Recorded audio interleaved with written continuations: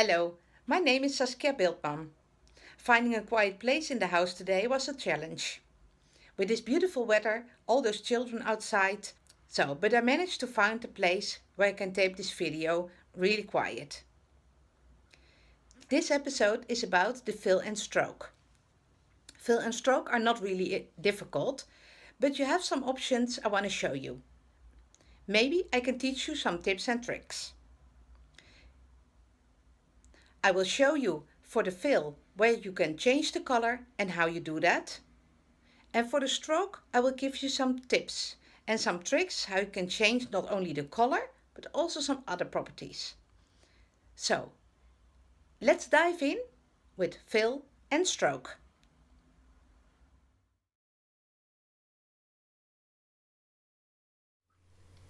Welcome to this episode 10, Fill and Stroke.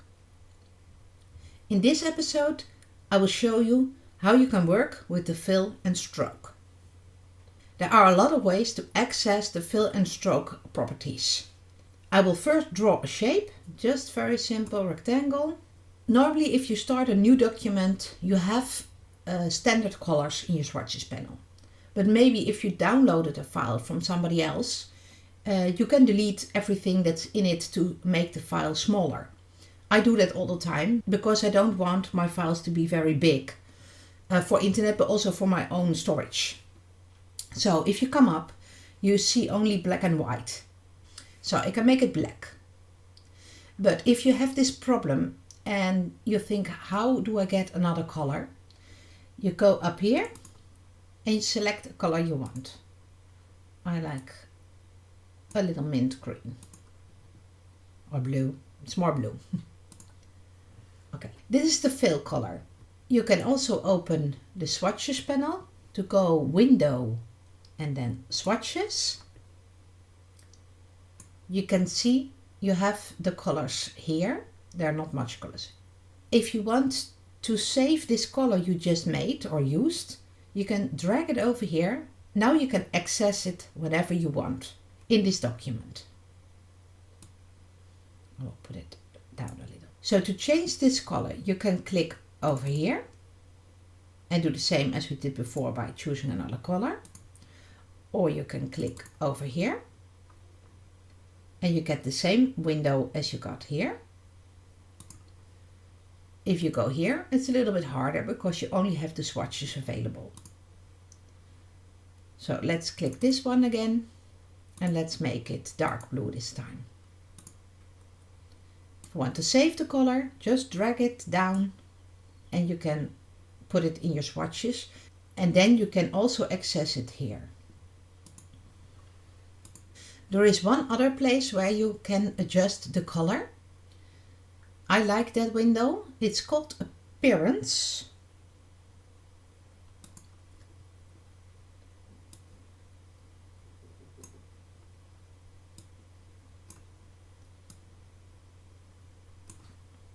I switched this one over.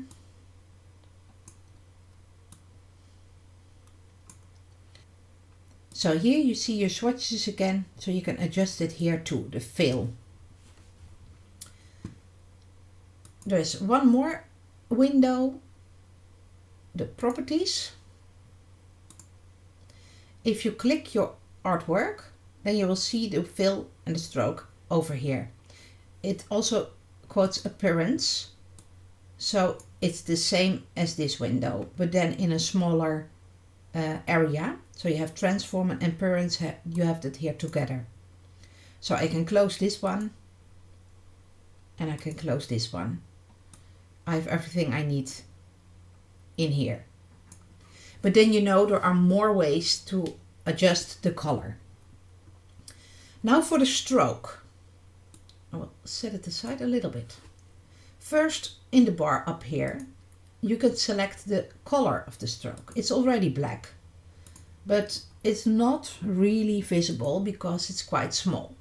So in this area, you can choose how thick you want it, or you can adjust it like this. But if you want very specific, you can also put in 19,5. So here if you go down it's only whole numbers, and if you go by the arrows also, but if you want to put in a special number you can just type it in here.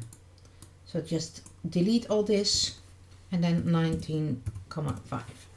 You don't have to add the px from pixels because it will do that automatically. Now you have a very thick stroke. Well, again, if you want to change the color, we can do that here, but then you only have access to the colors already in your swatches. Same is for here, only the swatches, but you have a little extra option here by going to the palette, and you can fill in a hex code or your RGB code, and if you go to this little window you even can choose SMIC or a HSB. So whatever you like to fill in, you have a little bit more options here, and you also can come up here and then you get the standard color window.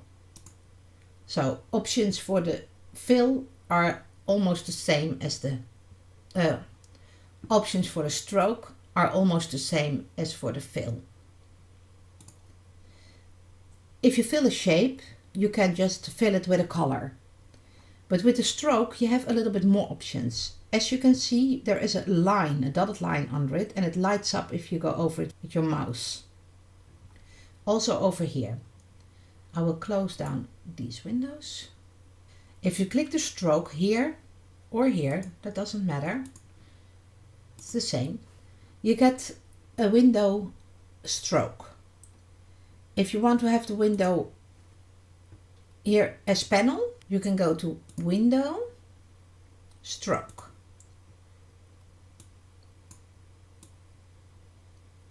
And then you have all those items in a separate panel. But if you don't use the panel, you can access it in this place. You can decide if you want to have a straight cap, rounded cap, or projecting. So this is the anchor point, and here it's going beyond the anchor point, and here is not. Also for the corner you can make it rounded, and you can say if you want the stroke to be inside the shape like it is now. Normally standard is inside and outside, so in the middle, and you can put it outside, and now you see the rounded corners of your stroke quite visible. So the corners of your stroke are now rounded. If you put it inside the shape, they will not, because the shape is a rectangle, but the stroke is rounded. So if you put a stroke outside, it will round off your stroke. So here you can play with the place where your stroke will be applied, and if the stroke will be for the corner straight, rounded, or they call it bevel. So it will have a little bit of a diagonal cutoff here. You can make it a dashed line. It's about 19.5, so I put in 20, 20, or the gap even 40, so you can see it a little bit better. So you can make it dashed. You have multiple input fields here, because if I want it to be different and not all the same everywhere, I can make it like this. Make one much bigger and a much bigger hole. You can make a very interesting dotted line by changing those inputs. And you have the dash, that's the length of the dash of the stroke, and the gap is the room between it where no stroke will be applied. So play around with the options, but for the line there are a lot more options than for the fill. If you have any questions or you have a suggestion for an episode, then let me know in the comments or send me a DM. If you liked this video, then share it with your friends. Thank you for watching and see you in the next episode.